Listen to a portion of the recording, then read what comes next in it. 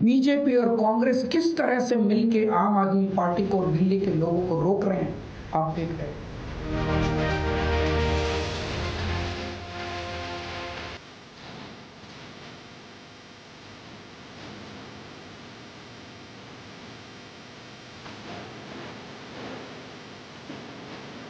ये तो वही केजरीवाल है ना, जिन्होंने, आपको याद होगा 2011, 12, 13 में जब इंडिया अगेंस्ट करप्शन किया था तो आरएसएस की मदद ली थी, बीजेपी की मदद ली थी।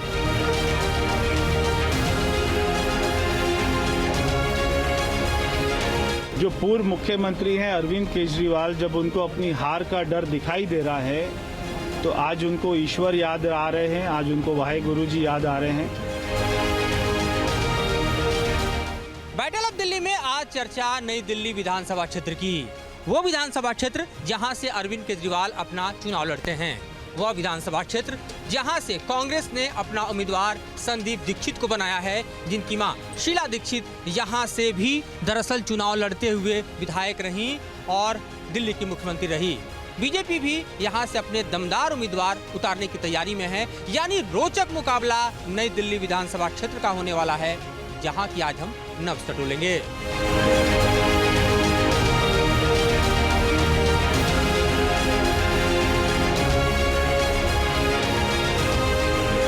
दिल्ली में मौसम का पारा भले ही लुढ़क रहा हो, लेकिन सियासी पारा लगातार चढ़ता जा रहा है। इस वक्त हम नई दिल्ली विधानसभा क्षेत्र में हैं और ये है कनॉट प्लेस स्थित दिल्ली का प्रसिद्ध हनुमान मंदिर। वो हनुमान मंदिर जहां से आम आदमी पार्टी या फिर बीजेपी अपनी अपनी राजनीति साधती रही है। वो हनुमान मंदिर जो कि कई बार दिल्ली की राजनीति का भी अखाड़ा बन चुका है और इस बार भी दिल्ली के चुनाव में हनुमान मंदिर चर्चा में है। तो यहाँ जानते हैं जरा किस तरह के सियासी बयार को लोग महसूस कर रहे हैं, क्या है यहाँ की हवाओं में। दिल्ली में बढ़ते सियासी हलचल के बीच जनता का मूड टटोलना बेहद जरूरी है। यहाँ पर कुछ यूथ खड़े हैं, जरा इनसे बात करते हैं। आपको क्या लगता है इस चुनाव में क्या होना चाहिए छात्रों के लिए अगर बात करें? सर गवर्नमेंट जॉब आना चाहिए। दिल्ली का सबसे बड़ा प्रॉब्लम है यहाँ का प्रदूषण। ये जो किसी के लिए एजुकेशन प्रॉब्लम है, किसी के लिए प्रदूषण प्रॉब्लम है। और आगे चलते हैं और जरा यहाँ इस परिसर में जानते हैं कि किन लोगों के लिए क्या मुद्दा अहम है, क्या मुद्दा खास है। दिल्ली के हनुमान मंदिर में बूंदी और लड्डू जैसे प्रसाद के साथ साथ कचौड़ी का स्वाद भी काफी मशहूर है और इसीलिए लोग यहाँ पर इन कचौड़ियों पर खींचे चले आते हैं। तो जरा हम भी इन कचौड़ियों के स्वाद के तले देखते हैं कि किस तरह से दिल्ली की सियासत का तड़का लग रहा है। देखिए, सारी राजनीतिक पार्टियां अपना अलग अलग मुद्दा लेके आई हैं और किसी को दिल्ली के विकास या जनता की परवाह नहीं है। जनता के लिए जो विकास होना चाहिए दिल्ली में, कोई भी राजनीतिक पार्टी सोच ही नहीं रही है। आपको क्या जरूरत महसूस होती है जब नई दिल्ली में चलते हैं या दिल्ली के बाकी इलाकों में, कि क्या बेसिक बुनियादी चीज़ें हैं जिसको पहले एड्रेस किया जाना चाहिए? देखिए, इंफ्रास्ट्रक्चर तो एक बहुत बड़ी चीज़ है ही। तो इंफ्रास्ट्रक्चर में भी अगर आप देखेंगे कुछ जगहों पर इंफ्रा डेवलप हुआ है, लेकिन दिल्ली के अभी कई जगहें ऐसी है जहां पर इंफ्रा की बहुत बुरी हालत है। तो इंफ्रा सबसे पहली ज़रूरत है दिल्ली की। जाहिर तौर पे बढ़ती आबादी के साथ इंफ्रास्ट्रक्चर एक बड़ी ज़रूरत होती है। कुछ और लोग हैं जो थोड़े स्वाद लेते नजर आ रहे हैं। आप लोगों ने कचौड़ी नहीं भाई? आपको नहीं, हमने खा ली कचौड़ी। अच्छा खाया आपने? हाँ, खा लिया। हनुमान मंदिर में कोई आए और कचौड़ी ने खाया, लगता है संभव नहीं होता। मतलब भगवान के प्रसाद के साथ साथ कचौड़ी जरूरी है। बहुत ज़रूरी है। आजकल एक और चीज़ जरूरी है, देख रहा हूँ मैं कि दिल्ली में चुनावी हवा चल रही है, चुनाव होने वाले हैं। आप बतौर महिला किस तरह से दिल्ली के चुनाव को इस बार देख रही हैं? आई थिंक दिल्ली का चुनाव इस समय जो है, जो भी सिचुएशन चल रही है, जैसे केजरीवाल जी की और दूसरी वाली, आई थिंक वो पार्टी जीते जो इसकी उन्नति में और महिला की सुरक्षा के लिए जो आगे काम करे। वो पार्टी हम चाहेंगे, उसी को वोट देना चाहेंगे, उसी पार्टी को। राष्ट्रीय चुनाव में राम मंदिर बड़ा मुद्दा था, लेकिन दिल्ली के चुनाव में जहां हम खड़े हनुमान मंदिर, ये भी मुद्दा बन जाता है। इस प्लेटफॉर्म से भी राजनीतिक दल अपने अपने स्कीम्स, अपनी अपनी बातें लेकर सामने आते हैं। किस तरह से आपको लगता है दिल्ली का चुनाव और ख़ास तौर पे इस बार के मुद्दे? नहीं, मुझे लगता है कोई भी चुनाव, चाहे दिल्ली का हो या कहीं का भी हो, मंदिर मस्जिद इन चीज़ों पे बेस नहीं होना चाहिए। तरक्की, उन्नति, देश के लिए हम क्या कर रहे हैं, कंट्रीब्यूशन क्या है, उस पे बेस्ड हो तो ज़्यादा बेटर।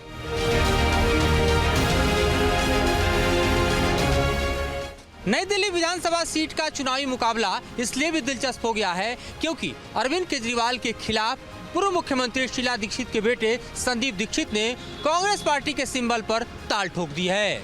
वहीं बीजेपी की तरफ से पूर्व मुख्यमंत्री रहे साहेब सिंह वर्मा के बेटे परवेश वर्मा भी मैदान में ताल ठोकने की तैयारी में दिखाई दे रहे हैं। तीनों के बीच किस तरह से जुबानी जंग चल रही है, जरा देख लीजिए। अब तो बीजेपी की हालत ये हो गई है, ये कांग्रेस के सामने गिड़गिड़ा रहे हैं, हमें बचा लो, हमें बचा लो, हमें बचा लो। बीजेपी की हिम्मत नहीं हुई एलजी को कंप्लेन करने की। संदीप दीक्षित से कंप्लेन कराई है। और बीजेपी और कांग्रेस किस तरह से मिलके आम आदमी पार्टी को और दिल्ली के लोगों को रोक रहे हैं, आप देख रहे हो। मैं दिल्ली के 2 करोड़ लोगों को, मैं दिल्ली की सारी मां बहनों को अपील करना चाहता हूं। दिल्ली के 2 करोड़ लोगों को इकट्ठा होना पड़ेगा। ये चुनाव, एक तरफ दिल्ली के लोग हैं और एक तरफ भारतीय जनता पार्टी है जिसकी गंदी राजनीति है। इस बार हमें इनकी गंदी राजनीति को खत्म करना है। दिल्ली के 2 करोड़ लोगों को मैं अपील करना चाहता हूं। आज मैं जो कुछ हूं आप लोगों की वजह से हूं। ये एक ऐसा अकेला मुख्यमंत्री है जो ये भी नहीं जान पाता है कि कब वो बिल्कुल सीधे सीधे झूठ बोल रहा है। और ये तो वही केजरीवाल है ना, जिन्होंने, आपको याद होगा 2011, 12, 13 में जब इंडिया अगेंस्ट करप्शन किया था तो आरएसएस की मदद ली थी, बीजेपी की मदद ली थी। खुद कहते थे कि उसमें संघ के लोगों ने खाना परोसा था। तो ये किसी को भारतीय जनता पार्टी के बारे में क्या सवाल उठाएंगे। ये वही पार्टी है जिसने पूरी मेहनत की कि उत्तराखंड में कांग्रेस हारे और बीजेपी जीते। ये वही पार्टी है जो हमारे वोट काटने गोवा चले गए कि बीजेपी जीत जाए। जो पूर्व मुख्यमंत्री हैं अरविंद केजरीवाल, जब उनको अपनी हार का डर दिखाई दे रहा है तो आज उनको ईश्वर याद आ रहे हैं, आज उनको वाहे गुरु जी याद आ रहे हैं। मगर ये उनको 10 साल पहले याद नहीं आए तो केवल उनको मस्जिदों के मौलवी याद आते थे, केवल उनको अल्लाह याद आते थे, केवल उनको एक ही धर्म दिखाई देता था, केवल जो है एक ही वोट बैंक दिखाई देता था। अरविंद केजरीवाल की सरकार जा रही है, भारतीय जनता पार्टी की सरकार आ रही है।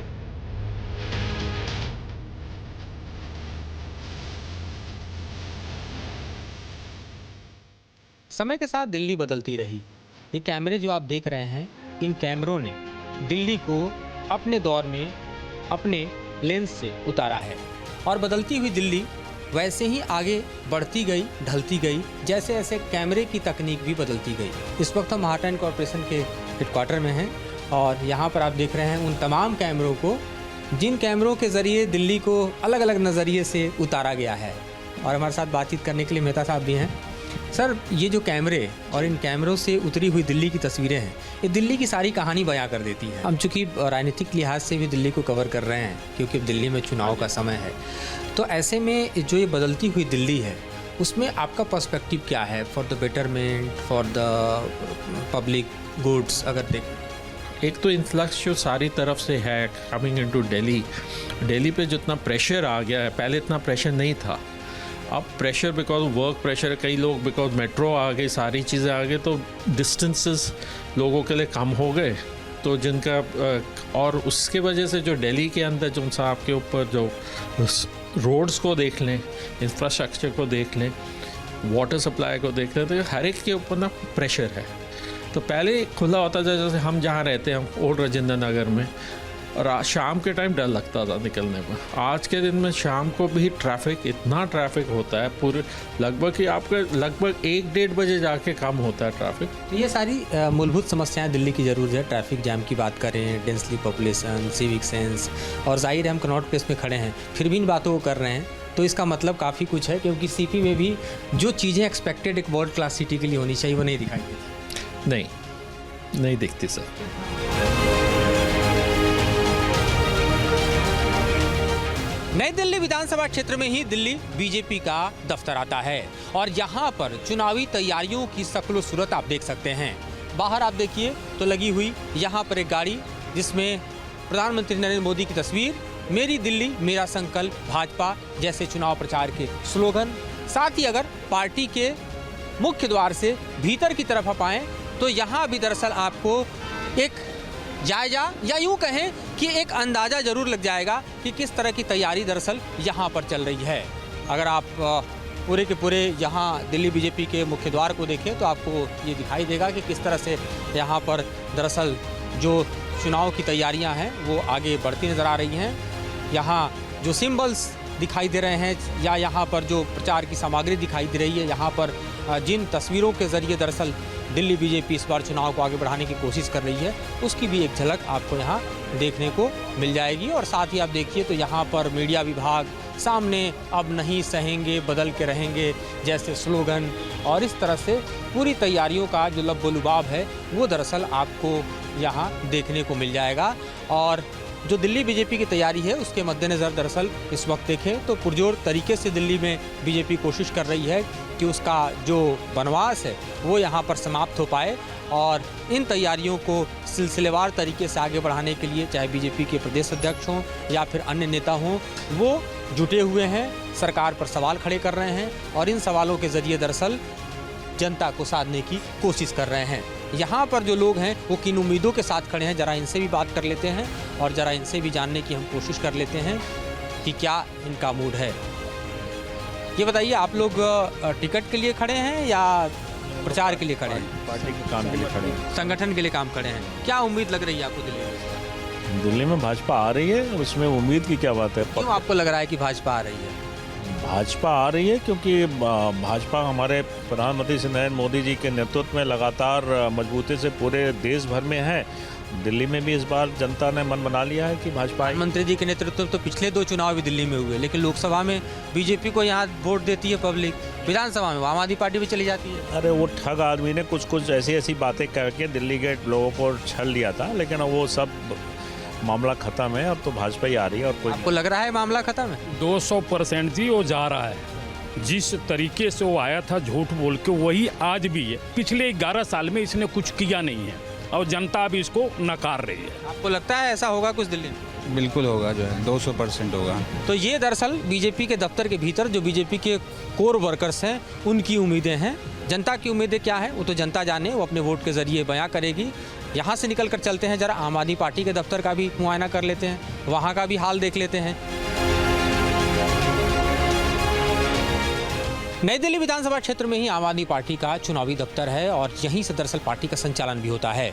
यहाँ पर आप देखें तो आम आदमी पार्टी ने अपने वोट के साथ साथ उन तमाम योजनाओं का जिक्र भी अपने वॉल पे कर रखा है जिससे सत्ता में रहते हुए उसने लोगों को लाभान्वित किया। चाहे संजीवनी योजना का यहाँ पर बोर्ड देखिए या आगे छात्रों के लिए, महिलाओं के लिए, बुजुर्गों के लिए, अन्य वर्गों के लिए जो योजनाएं चलाई गई उसका भी देखिए। एक बड़ा वोट बैंक अगर आम आदमी पार्टी का दिखाई देता है तो कहते हैं कि वो ऑटो रिक्शा और ख़ास तौर पर जो आम लोग हैं वो हैं। यहाँ भी कुछ ऑटो खड़े हैं और उस पर हम देख रहे हैं कि किस तरह से अरविंद केजरीवाल की तस्वीरें, और क्या लगा है भैया यहाँ पर, क्या लिखा हुआ है, फिर लाएंगे केजरीवाल। तो आप ये जो लिख रहे हैं फिर लाएंगे केजरीवाल, आपको कैसे लगता है, क्या उम्मीद है कि केजरीवाल फिर आएंगे? केजरीवाल जी हम लोग के लिए काम करते हैं, दिल्ली की जनता के लिए काम करते हैं। हम ऑटो वाले हैं, हमारे लिए ही नहीं बल्कि दिल्ली की जनता के लिए भी वो काम करते हैं, मसीहा के रूप में है। क्या ऐसे काम है जो आपको प्रभावित किए उनके कार्यकाल में? हम ऑटो चलाते हैं, आज तक ऐसा कोई, आप 31 मुख्यमंत्री हैं, किसी मुख्यमंत्री ने 5-5 हज़ार रुपया कोरोना के टाइम में दिया? किसी ने नहीं दिया। एक इकलौते मुख्यमंत्री हैं, उस समय तराही थे, 5-5 हज़ार 2 बार हमारे अकाउंट में डाले हैं। इसलिए आप वोट देंगे? हाँ। आपको क्या लगता है कौन सी ऐसी योजनाएं हैं आम आदमी पार्टी की, सरकार की, जिससे आप प्रभावित हैं? मेरे लिए तो बहुत सारी सुविधाएं उन्होंने दी हैं। उन्होंने बिजली का बिल फ्री, पानी फ्री, बच्चों की शिक्षा, हॉस्पिटल, और उन्होंने लॉकडाउन में जब मेरे लोगों पे आपत्ति पड़ी थी तब उन्होंने 2-2 बार 5-5 हज़ार रुपये उन्होंने मेरे लोगों के अकाउंट में डाले हैं। ऐसे मेरे को लिए बहुत अच्छे हैं। तो 2 लोग यहाँ पर खड़े हैं, उनसे प्रभावित हैं, उनका अपना कुछ कहना है, आप भी कुछ कहेंगे? क्या कहेंगे आप अगर आम आदमी पार्टी और बीजेपी के बीच तुलना करें? सर बीजेपी तो जुमला पार्टी है सर, कभी भी हम लोगों के लिए कुछ काम नहीं किया। 17-18 साल हमें ऑटो चलाते हुए हमारे लिए कोई पार्टी ने काम नहीं किया, आम आदमी पार्टी ने ही काम किया है। हम लोगों को रोजी रोजगार इन्होंने ही दिया है। बाकी तो आते हैं जुमलाबाजी करके कि ये देंगे वो देंगे, लेकिन जब सत्ता में आते हैं कुछ नहीं करते हैं। तो ये दरअसल एक खास वर्ग है दिल्ली का जो कि आम आदमी पार्टी से किस तरह से प्रभावित है, और ये ऑटो चलाने वाले लोग हैं। दरअसल सबसे ज़्यादा अगर कहीं प्रचार किसी ने आम आदमी पार्टी का शुरू से लेकर अब तक देखें किया है तो ऑटो चलाने वालों ने किया है। अपने जो ऑटो की बॉडी है उस पर तस्वीरें लगाकर, स्लोगन लगाकर ये लोगों तक आम आदमी पार्टी की बातों को पहुंचाते हैं, और इस बार के चुनाव में भी ऐसा दिखाई दे रहा है। के साथ मधुरेंद्र कुमार, न्यूज़ नेशन, दिल्ली।